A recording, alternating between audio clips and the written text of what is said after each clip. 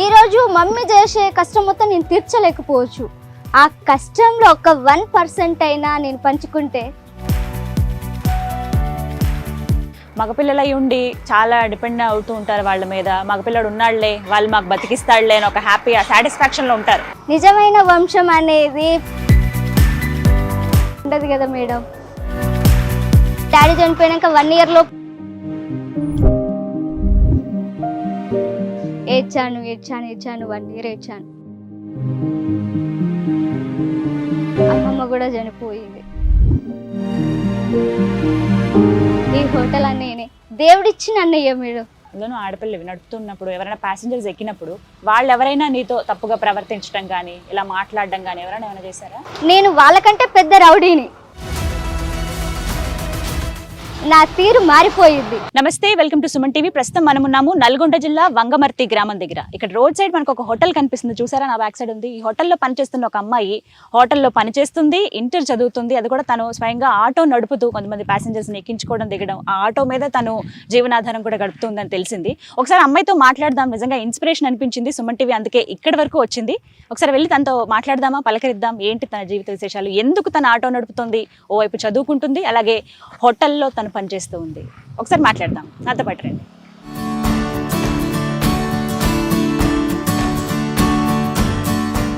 Hi Sabitha, బిజీగా ఉన్నావు కదా? గుడ్ మార్నింగ్, ఎలా ఉన్నామా?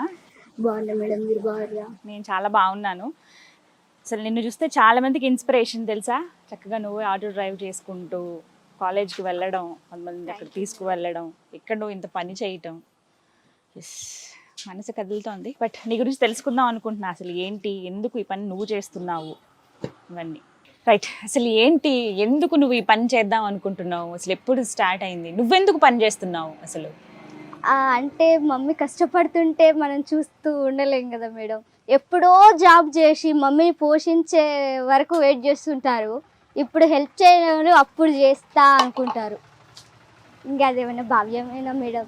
ఈరోజు మమ్మీ చేసే కష్టం మొత్తం నేను తీర్చలేకపోవచ్చు. ఆ కష్టంలో ఒక 1% అయినా నేను పంచుకుంటే ఆ మమ్మీకి హెల్ప్ చేసిన తృప్తి నాకు ఉంటుంది. మమ్మీకి కూడా పర్వాలేదు, నా బిడ్డ నా కష్టాన్ని గుర్తించుతుంది అనే ఒక తృప్తి ఉంటుంది. ఈ ప్రపంచంలో కొన్ని కోట్లు పెట్టినా దొరకనిది ఒక తృప్తి మాత్రమే. అలాంటి తృప్తి మా మమ్మీకి ఇవ్వాలనుకున్నాను. ఇంత చిన్న ఏజ్లో ఏం చదువుతున్నావు?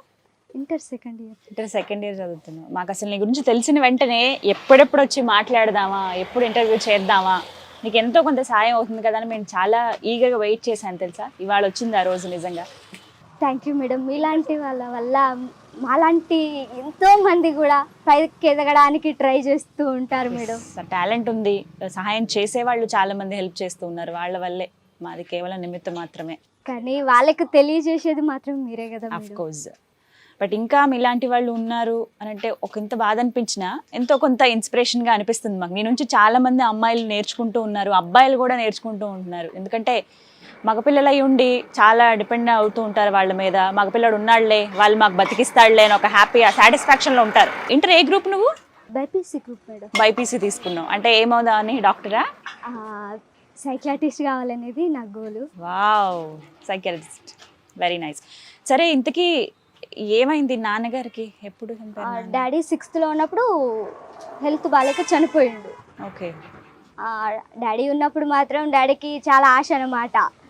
ఈ రోజులల్లో కూతురు అంటేనే, కూతురు పుట్టిందంటే అబ్బా మళ్ళీ నెక్స్ట్ ఇంకా ఒకరు ఉంచుకుందాం, అప్పుడు కూడా పుట్టలేదనుకో మళ్ళా ఉంచుకుందాం, కూతురు పుట్టిందంటే మళ్ళీ ఎప్పుడైతే కొడుకు పుడతాడో అప్పటి వరకు ఉంచుకుంటారు. ఈ రోజులలో వంశాన్ని నిలబెట్టే కొడుకు లేడంటే నిజమైన వంశం అనేది ఇంటి పేరుని మోసుకెళ్ళడంలో ఉండదు కదా మేడం. తన కూతురు పలానా ఆయన కూతురు కలెక్టర్ అంట, పలానా ఆయన కూతురు డాక్టర్ అంట అన్నప్పుడు అసలైన వంశం ఉచ్చరించబడుతుంది. అలాంటి వంశాన్ని మా నాన్నగారు నన్ను నిలబెట్టమని ప్రోత్సహించేవారు. నేను ఆయన కళలకి చేరువ కావాలని ఆశిస్తున్నాను. నువ్వు ఎంతగా జీవితాన్ని చూసావో, ఎలా ఈ మాటలు వస్తున్నాయో నాకు అర్థమవుతూ ఉంది. పెయిన్, ఆ ప్రెషర్ కూడా తెలుసు. ఇద్దరు ఆడపిల్లలు, ఇద్దరు అమ్మ కానీ నువ్వు కానీ ఇద్దరు ఇక్కడ కష్టపడ్డాం. ఇక్కడ అసలు ఒక్క నిమిషం ఉంటేనే ఎంత బాగా మండిపోతుంది. ఇంకా రాబోయే సమ్మర్ ఇంకా ఘోరంగా ఉంటుంది. అండ్ కొత్త వ్యక్తులు ఎవరెవరు వస్తారో తెలియదు, ఎవరెవరు వెళ్తారో తెలియదు. అంత మళ్ళీ హైవే దగ్గర ఉన్నారు మీరు సైడ్ కి, మీకేం ప్రాబ్లం కాదా ఇక్కడ పెట్టిన షాప్ పెట్టడం వల్ల? ఏం లేదు మేడం, అంటే మనం భయపడుతున్నంత కాలం ప్రతి ఒక్కరు భయపెడుతూనే ఉంటారు. పరిగెట్టడం ఎప్పుడైతే ఆపి వెనకకు మళ్ళీ ఎదురు తిరుగుతామో సింహం సైతం భయపడుతుంది. అమ్మ నువ్వు ఒక్కొక్క మాట నుంచి కూడా నేను చాలా నేర్చుకోవాలి నీ నుంచి, అంత చక్కగా మాట్లాడుతున్నావు. అమ్మేనా ఇన్స్పిరేషన్ ఇంక నీకు? ఇక సమాజాన్ని చూస్తూ బతుకుతున్నాం కదా మేడం, సమాజం ఎలా ఉంది, సమాజంలో మనం ఎలా బతకాలి.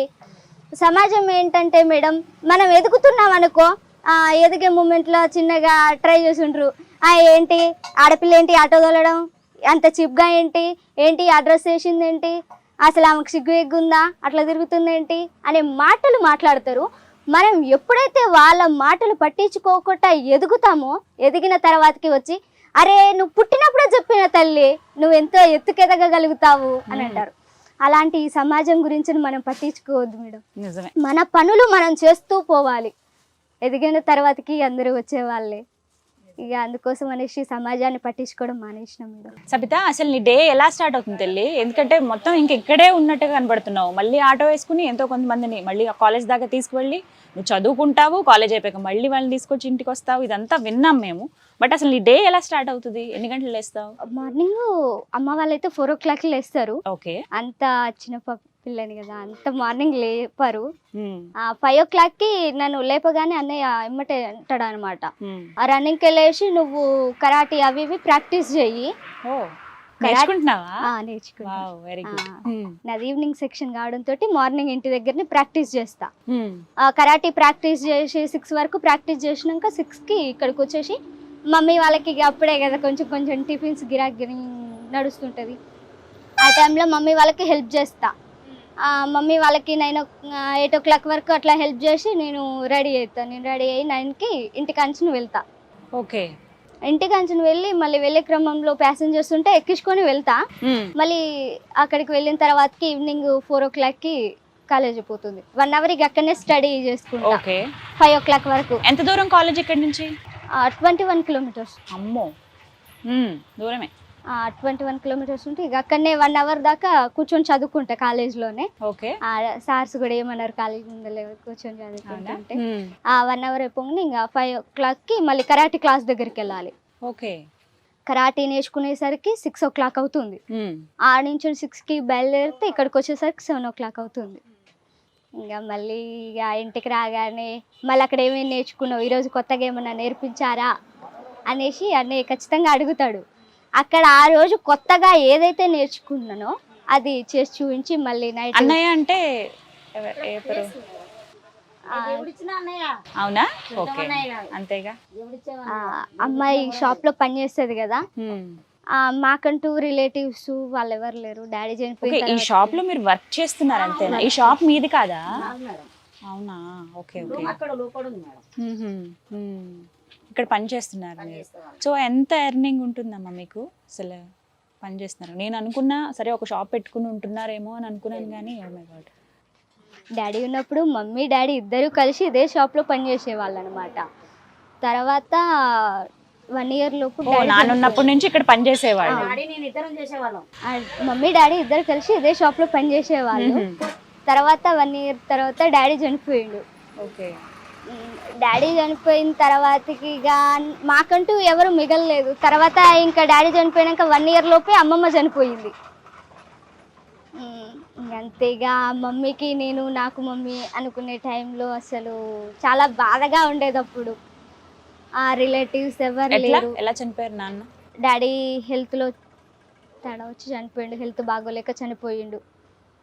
చాలా ఆశ ఉండేది అప్పుడు, డాడీ ఉన్నాడు అనే ఒక ధైర్యం ఉండేది. డాడీ ఉన్నప్పుడు మాకు అప్పుడైనా సంపాదన లేదు, ఇప్పుడైనా సంపాదన లేదు. ఎంత ఉండేదమ్మా అప్పుడు? ఎంత సంపాదించేవాళ్ళు? కూలి పని చేసేవాళ్ళు.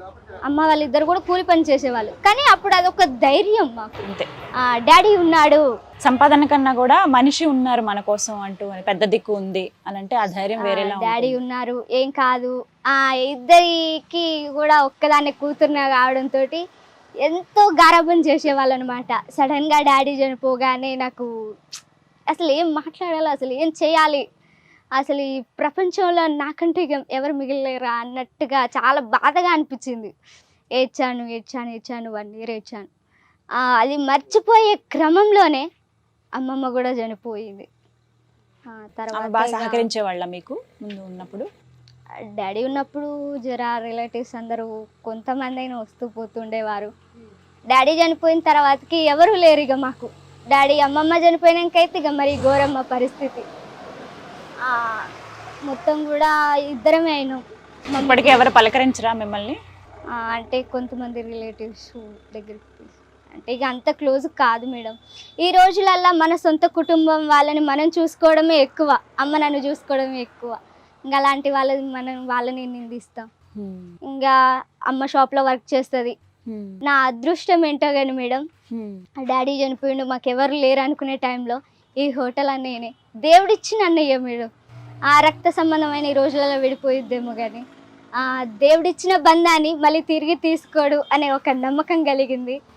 అన్నయ్య నా ప్రతి అడుగులో కూడా తోడుండి, పర్లేదురా నువ్వు చేయగలుగుతావు, నువ్వు ఎదగాలి, నువ్వు ఎదిగి ఇంకా నీలాంటి ఎంతో మంది ఆడపిల్లలని పైకి ఎదిగేటట్లు చేయాలనేసి ప్రతిరోజు కూడా నన్ను పైకి ప్రోత్సహిస్తుంటాడు. సో నువ్వు ఆటో కొంతమంది ప్యాసింజర్స్ని తీసుకువెళ్తావు కదా, అంటే ఎంత ఛార్జ్ చేస్తావు? నీకు ఎంత వస్తాయి ఒక మంత్కి ఆటోకి తీసుకువెళ్తే? అంటే మంత్కి అనేసి ఏమి ఉండదు మేడం, ఏ రోజుకి ఆ రోజైనా. అంటే డైలీ ఒక రోజు ఉంటారు, ఒక రోజు ఉండరు. ఇంకా ఆ క్రమంలో ఉన్నప్పుడు తీసుకెళ్తాం. వాళ్ళ కోసం మనం వెయిట్ చేసుకుంటా కాలేజ్కి అయితే మానేయలేం కదా మేడం. ఆ వెళ్ళే క్రమంలో తీసుకొని వెళ్తా, కానీ ఖచ్చితంగా డీజిల్ మందం వస్తాయి. డీజిల్ మందం వస్తున్నాయంటే మనం ఫ్రీగా వెళ్ళొస్తున్నట్టే కదా. అంతే కదా. అంటే ఓన్లీ కాలేజ్కి మళ్ళీ ఇంటికి ఈ క్రమంలో, అంటే ఈ వేలో ఉన్న వాళ్ళనే ఎక్కించుకుంటావు నువ్వు? హాలిడేస్ ఉంటాయి కదా టీచర్, హాలిడేస్లలో డే మొత్తం ఆటో డ్రైవ్ చేస్తుంటా. ఒక్కొక్కసారి ఆఫ్టర్నూన్ మనం ఇక్కడ ఇంటి దగ్గర లేవనుకో, ఇంటి దగ్గర ఉంటే ఆఫ్టర్నూన్ ఉంటాం, లేకపోతే ఆ రోజు ఈవినింగ్ అయినా తోలుతూనే ఉంటా. సబిత, మరి నువ్వు కరాటే నేర్చుకుంటున్నావు కదా, అవి కూడా దానికి ఫీజు ఉంటుంది కదా, ఆ ఫీజు ఎలా కడుతున్నావు మరి? అన్నయ్యనే కడతాడు. మీరు ఉంటున్న సొంత ఇల్లా లేకపోతే అది కూడా అద్దిల్లా? అది సొంతందే, కాకపోతే చిన్నది, ఒక్క రూమ్ మందం వేసుకున్నావు, నాకు మమ్మీ మందం అన్నట్టుగా. ఒక క్వశ్చన్ అడుగుతాను. నువ్వు ఆడపిల్లవి, ఇవాళ కాకపోతే రేపైనా పెళ్లి చేసుకుని వెళ్ళాల్సిందే, మరి అప్పుడు అమ్మ పరిస్థితి ఏంటి? ఏమన్నా ప్లాన్ చేస్తున్నావా? నీ ఆలోచన ఏంటి అసలు? అంటే టీచరు, నేను ఏదో ఒక రోజు పెళ్లి చేసుకొని వెళతా, కానీ వెళ్ళేలోపు నేను పెళ్లి చేసుకోవాలంటే ముందు నేను సెటిల్ కావాలి. నాకంటూ ఒక రేంజ్ వచ్చి నేను పర్వాలేదు, నేను బాగా బతకగలుగుతా అనే సిచ్యువేషన్ ఉన్నప్పుడు మాత్రమే నేను పెళ్లి చేసుకుంటా. అప్పటి వరకు మమ్మీని నేను చూసుకోవడం, నన్ను మమ్మీ చూసుకోవడం ఉంటుంది. మ్యారేజ్ అయిన తర్వాతకి మా అత్త మామలనైనా మా అమ్మనైనా నేను సమానంగా చూస్తా కాబట్టి నాకు నా హస్బెండ్కి ఎలాంటి తేడాలు రావు, అందరం ఒక దగ్గర హ్యాపీగా ఉండగలుగుతాం. నిజమే, సెటిల్ అయ్యి అప్పుడు పెళ్లి చేసుకో. తర్వాత ఇలాంటి ఆలోచన ఉన్న వాళ్ళకి ఏంటి తెలుసా, అర్థం చేసుకునే వాళ్ళే వస్తారు ఖచ్చితంగా. Thank you madam. నీ ఆలోచన పరిణితి చాలా ఎక్కువగా ఉంది. నీకు 16 ఏళ్ళైనా చాలా చక్కగా మాట్లాడుతున్నావు. మరి నువ్వు ఇప్పుడు ఆటో తీసుకుని వెళ్తావు, ఇందాక అన్నావు చాలా మాటలు మాట్లాడతారు అందరు. నీ ఫ్రెండ్స్ నీతో ఎలా ఉంటారు? నేను అందరితో నార్మల్గా ఉంటా, అందరూ నాతో నార్మల్గా ఉంటారు. నాకేంటంటే నేను కాలేజ్కి వెళ్ళినంటే కొంచెం అల్లరి పిల్లని. ఆ క్లాస్లో టీచర్స్ కూడా నా అల్లరిని బాగా భరిస్తూ బాగా చూసుకుంటారు. టీచర్స్ కూడా పర్లేదు, ఈ పిల్ల బాగానే చదువుద్ది, బాగానే ఉంటుంది, అన్నిట్లలో ఉంటుంది అన్నట్టుగా కొంచెం నా అల్లరిని కూడా చూసుకున్నట్టుగా వదిలేస్తారు. ఇంకా తర్వాతకి బయటకు వచ్చాక నేను మా ఫ్రెండ్స్తో ఎక్కువ స్పెండ్ చేయను, వాళ్ళు నాతో ఎక్కువ స్పెండ్ చేయరు. నేను టైం వాళ్ళకి కేటాయించాను. అసలు నీకు టైం ఎక్కడ ఉంది తల్లి, చాలా బిజీ కదా, వెంటనే వెళ్ళిపోవాలి. ఇంకా నార్మల్గా ఏదైనా మంచి జరిగితే పర్వాలేదు మేడం, చెడు జరిగితే ఏమంటుంటారంటే పలానా వాళ్ళ పిల్ల చేయబట్టే మా పిల్ల చెడిపోయింది అనే టాక్ బాగా వస్తుంది. అలా జరిగింది ఎప్పుడైనా? అలా ఇప్పటి వరకు అయితే జరగలేదు, కానీ కొంచెం జాగ్రత్త, భయం. అండ్ ఆటో తీసుకువెళ్తాను, ఒక్కొక్కసారి ఫుల్ డే నడుపుతాను అన్నావు కదా, ఇప్పుడు బయట ఎలా ఉందో మనందరికీ తెలిసిందే. అందులో ఆడపిల్లవి నడుపుతున్నప్పుడు ఎవరైనా ప్యాసింజర్స్ ఎక్కినప్పుడు వాళ్ళు ఎవరైనా నీతో తప్పుగా ప్రవర్తించడం కానీ ఇలా మాట్లాడడం కానీ ఏమైనా చేశారా? ఏం లేదు మేడం, అలా బిహేవ్ చేసినప్పుడు నా తీరు మారిపోయింది. ఒకవేళ వాళ్ళు రౌడీ అనుకో, నేను వాళ్ళకంటే పెద్ద రౌడీని. కరాటే సబిత అయిపోతావు అప్పుడు? ఖచ్చితంగా మేడం, ఎందుకంటే మనం ముందు ఏంటంటే వాళ్ళని చూడగానే భయపడుతుంటాం, అమ్మో ఇంకా నేనేం చేయగలుగుతా ఆడపిల్లని అనే భ్రమలో ఉండిపోతాం. ముందు ఆ భ్రమ వదిలేసి కొడితే వాళ్ళకైనా దెబ్బ తగిలిద్ది, మనకైనా తగిలిద్ది. ఇప్పటివరకు అలాంటిది ఏమైనా జరిగిందా? అలాంటిది ఏం జరగలేదు మేడం. కాకపోతే నాతో మాట్లాడాలంటే కొంచెం భయపడతారు, ఎవరు మాట్లాడరు ముందుకొచ్చి. సో అదే రీజన్ అనమాట ఇప్పటివరకు. అండ్ ఆటోకి ఏమైనా ప్రాబ్లం అయినా, టైర్ మార్చాల్సి వచ్చినా, సడన్ గా ఎక్కడైనా బ్రేక్ డౌన్ అయినా, ఇలాంటి సందర్భాలు హైవే మీద నడుపుతూ ఉన్నప్పుడు అలాంటప్పుడు భయమేదా? డీజిల్ అంటే ఆ రోజు కొంచెం నేనే చూసుకోకుండా వెళ్ళిన, మధ్యలో ఆగింది, చీకటి అవుతుంది, ఇంట్లో కూడా కొంచెం ఆ రోజు మొబైల్ పాడైంది. ఇంకా టైంలో ఏం చేస్తాం, మనమ్మ భయపడుతూ ఏం చేయలేము, ఆటోని అక్కడ వదిలేసి రాలేము. ఇంకేం చేయాలి, ఆ టైంలో ఖచ్చితంగా అటు చూసి నార్మల్గా ఎవరినో ఒకరిని హెల్ప్ అడగాలి. కానీ ఈ సమాజంలో ఎలా ఉంది, హెల్ప్ అడిగితే ఇంకేం జరిగిద్దో అని భయం. కానీ కొంచెం ధైర్యం చేసుకొని పర్వాలేదు, ఒకవేళ వాళ్ళు ఎవరైనా సరే వాళ్ళతో పోరాడాల్సి వస్తే ఆ టైంలో ఖచ్చితంగా నేను పోరాడతాను, కానీ ఇప్పుడైతే నాకు హెల్ప్ అవసరం అనుకొని వచ్చే ఒక బైక్ అతన్ని ఆపిన. ఆ బ్రదర్ కూడా చాలా మంచివాడు అనుకుంటా, ఆపిండు. ఏంటమ్మా ఇక్కడ ఆగినవి ఏంటమ్మా అని అంటే, ఆ డీజిల్ అయిపోయిందన్న తెమ్మని 200 ఇచ్చిన. ఒకవేళ అతను వెళ్ళిపోయింది అనుకో, 200 వస్తే మనకు డీజిల్ వస్తుంది. అంతేగాని ఇంకా నార్మల్గా ఇక ఆటో దగ్గర నుంచి అయితే నీకు కదలలేదు. ఎక్కడనైనా ఎవ్వరు లేని ప్లేస్లో అయినా సరే, వాళ్ళు 100 మంది ఉన్నా నేను ఒక్కదాన్ని ఉన్నా, నా డీజిల్ తీసుకొచ్చారా తను? తెచ్చారు. నా నమ్మకం ఏంటంటే, నేను కార్ అడవిలో ఉండి వాళ్ళు 100 మంది ఉన్నా, నేను ఒక్కదాన్ని ఉన్నా సరే వాళ్ళతో నేను పోరాడగలుగుతా అనేది ఒక నమ్మకం అన్నమాట. నమ్మకం, ఆ ధైర్యం ఉంటే ఎక్కడైనా వెళ్ళగలం. ఇంకా ఆ నమ్మకంతో మా మమ్మీకి కూడా నమ్మకం, ఎవరన్నా ఉండి ఏంటి మీ అమ్మాయి అట్లా తోలుతున్నాం ఇట్లా తోలుతున్నాం, ఏదైనా ప్రమాదం జరిగితే ఎట్లా అని అంటే, ఇంట్లో కూర్చున్న వాళ్ళకి జరగట్లేదు ప్రమాదాలు, కాలేజీకి వెళ్ళే క్రమంలో జరగవు ప్రమాదాలు, ఇంకా అలాంటప్పుడు మనం ధైర్యం చేసి ముందుకు వెళ్ళే క్రమంలోనే జరుగుతాయా అనేసి మమ్మీ వాళ్ళకు ఎదురు వాదిస్తుంది. ఇప్పటివరకైతే అమ్మ నా డ్రెస్సింగ్ విషయంలో కానీ ఏంటి నువ్వు ఇట్లా బిహేవ్ చేస్తున్నావు అట్లా చేస్తున్నావు అని ఎప్పుడు అనలేదు. డ్రెస్సింగ్ అనేది మన పర్సనల్ విషయం. కొంతమంది అంటుంటారు అమ్మో జీన్స్ వేసుకుంది అట్లా ఇట్లా అని, కానీ కామం మనం వేసుకున్న డ్రెస్లో ఉండదు కదా మేడం, వాళ్ళు చూసే చూపులో ఉంటుంది. ముందు వాళ్ళు చూసే చూపు మార్చుకోవాలి కదా. సబితా, నిజంగా ఎంత చక్కగా మాట్లాడుతున్నావు తల్లి, నీకు జీవితం అప్పుడే చాలా నేర్పించింది. నిజంగా హ్యాట్స్ ఆఫ్ చెప్పాలి నీకు. సుమన్ టీవీ తరపు నుంచి ఒక మంచి ఇంటర్వ్యూ చేశాను, ఒక ఇన్స్పిరేషన్గా ఉండే ఒక వ్యక్తిని చేశాను అన్న ఫీలింగ్ నాకైతే, ఆ సంతృప్తి నాకైతే కలుగుతోంది. Thank you madam. ఇది ఇవాళ వీడియో. ఈ వీడియో కనుక మీకు నచ్చినట్టయితే లైక్ చేయండి, షేర్ చేయండి, కామెంట్ చేయండి, మా ఛానల్ సబ్స్క్రైబ్ చేసుకోండి.